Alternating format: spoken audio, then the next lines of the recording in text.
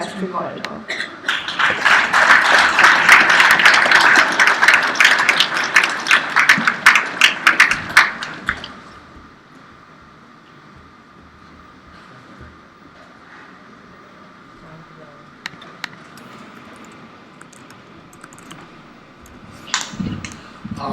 The team of scholars, parents, Mrs. Ishwaran, Mr. Kemka, distinguished guests, ladies and gentlemen.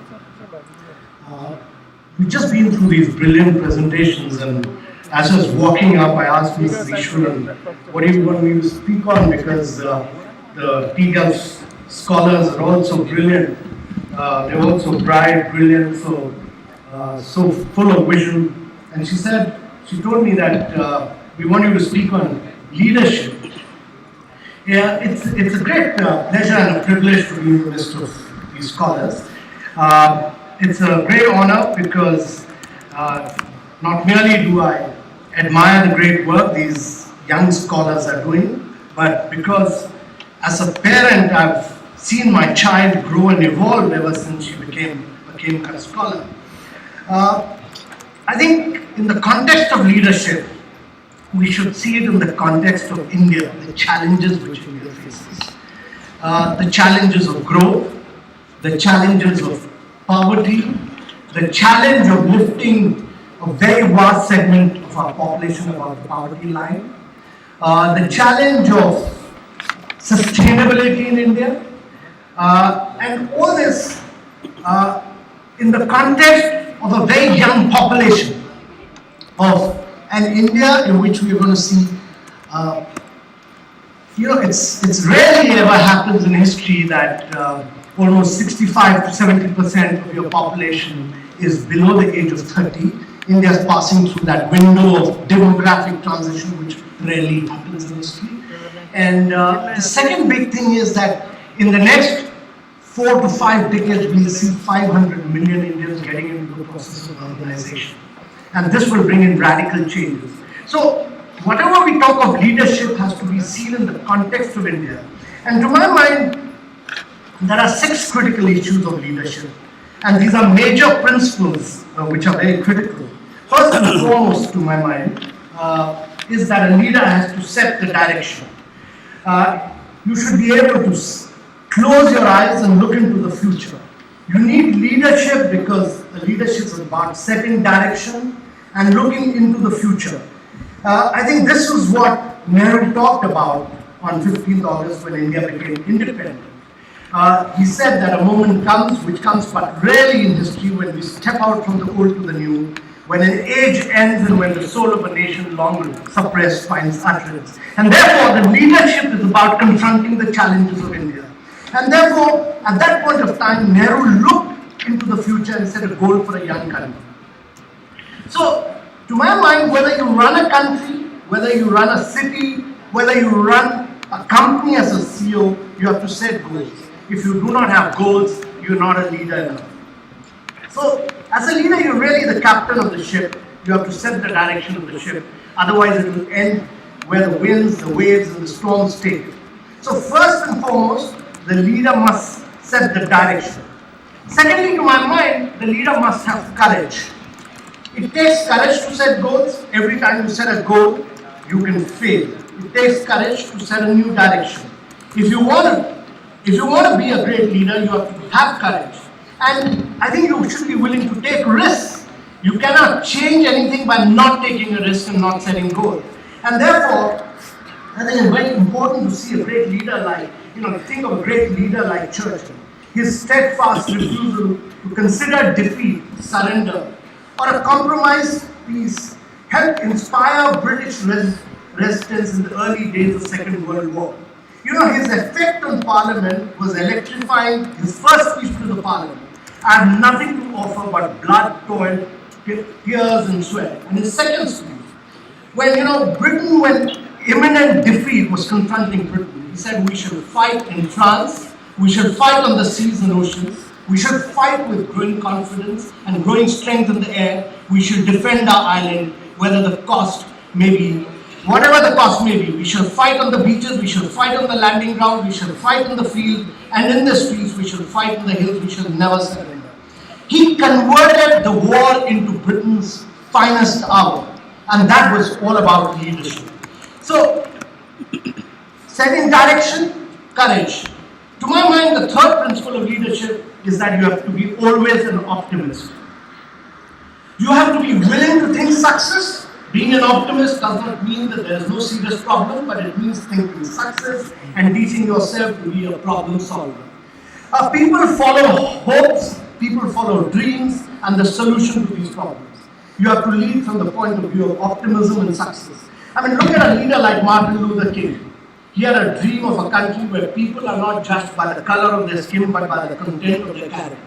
He made that dream a reality through a process of non-violence. And therefore, leaders must be always spreading optimism.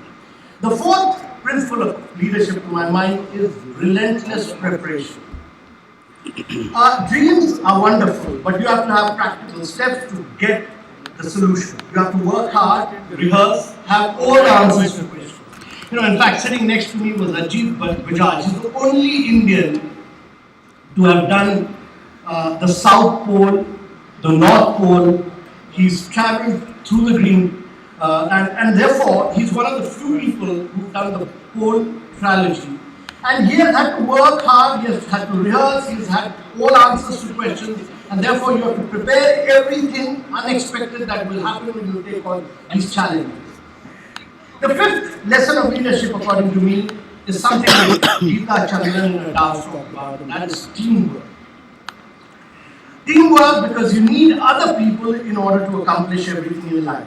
You cannot do everything on your own. You have to balance your weakness with the strength of others and create a great team. And I think one of the great team leaders of this recent times has been Steve Jobs.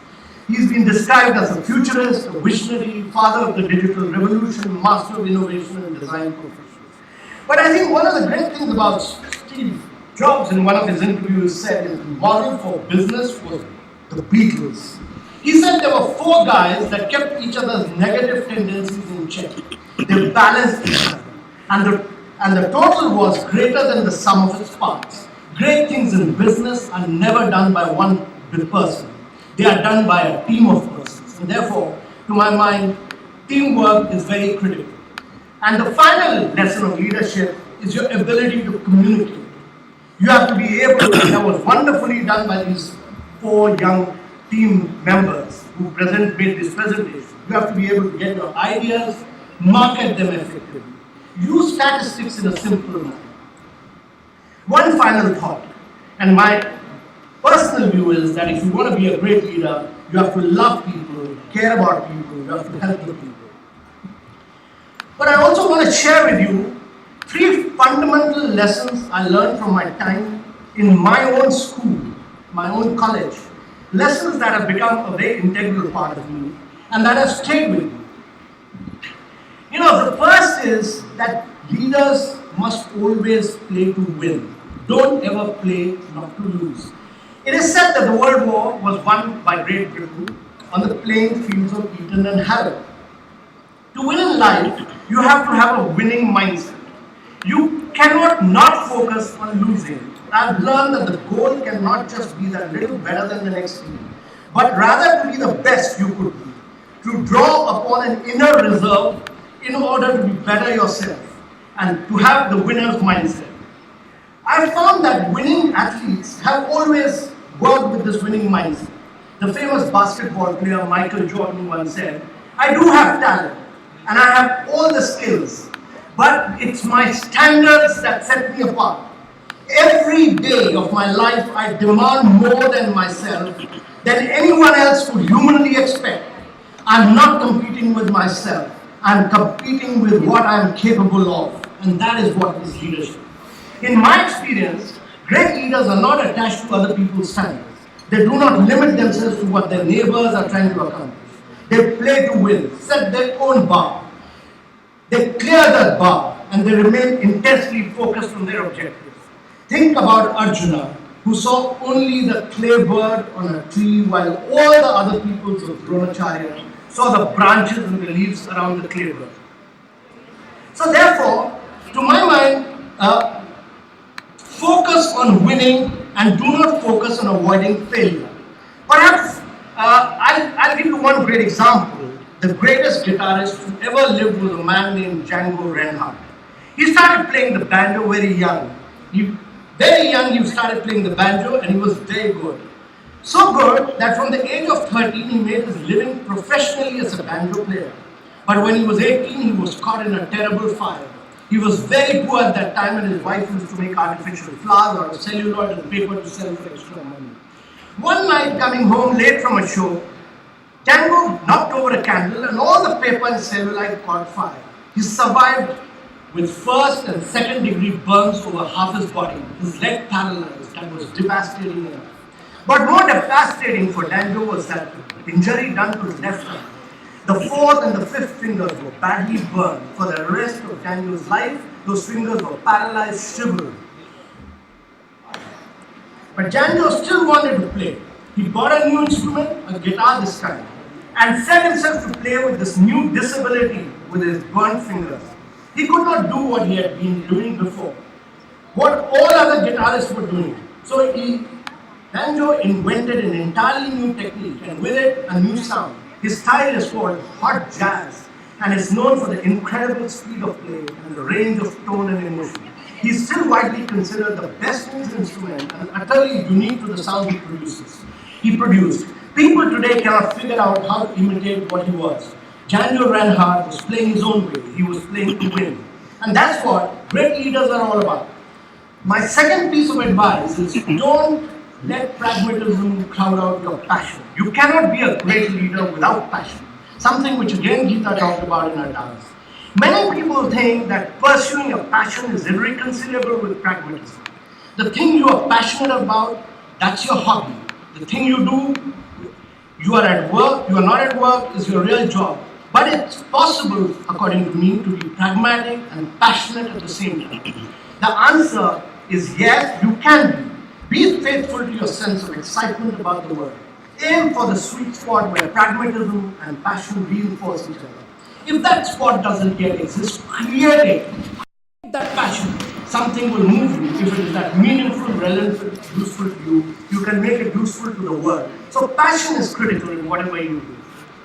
And here's my last piece of advice. Have a purpose in life. It's important to have ambition.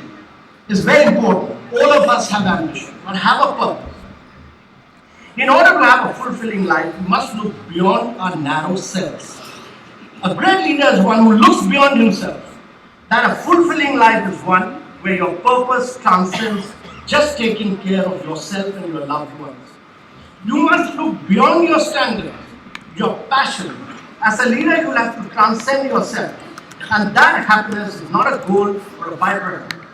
When I was at your age, this sounded rather extremely far-fetched, too noble, very high-handed for me at the age of 19, 20. As a kid, I had many dreams of things I needed for myself first, and then so that thought of giving back or doing something for someone other than myself seemed a very distant and abstract idea. When I look around the world and I see people like Mr. Khemka, what he has done with the Khemka Foundation, the message strikes me. I recognize the powerful effect of creating global leaders. Now, we are not all going to live the life of Mahatma Gandhi, Martin Luther King, or of Malala, the young Pakistani girl who's fought for girls' education against the most vicious attack of the Taliban. But that does not mean that opportunities of purpose, the need for purpose, I'd say are lost to us. Bill Gates, Warren Buffett, two of the most powerful, successful businessmen in the world, really dedicated themselves and their fortunes to a new mission. People of wealth and principle have been doing the same for years. Andrew Carnegie, John D. Rockefeller, no matter what path you take, no matter what goals you set yourself for your career, there's a place for purpose in your work. So, those are the three lessons. Play to win, keep your passion, pragmatism alive, and put purpose above ambition. But before I leave, there is one thing that I'd like to tell you. It is important to cultivate wisdom too. It is customary to think that only the old can be wise, that young people at your age are naive, they don't have the experience, and they just can't acquire wisdom. Don't believe this. All human life requires the exercise of wisdom for the young as much as the old. To cultivate wisdom, you must be ready in some degree or another to give up your claims to being extremely intelligent. At your age, you are intelligent. You are amongst the most intelligent people. You have become the legal scholar. But you must be ready to consider that you will give up your intelligence. Wisdom comes from being humble. There is a wonderful Buddhist quote that illustrates this point. Nan-in was a Japanese master of Zen. Zen was the school of Mahayana Buddhism during the Meiji era. Nan-in was a Japanese master. One day he received a university professor from the Japanese Tokyo University who came to inquire about Zen. Nan-in served tea. He poured his visitor's cup full and then kept on pouring tea in that cup which was already full. The professor watched the overflow until he no longer could restrain himself. He said, Nan-in, this is overfull. No more will go in. Why are you pouring? So Nan-in said, like this cup, you are full of your own opinions and speculation.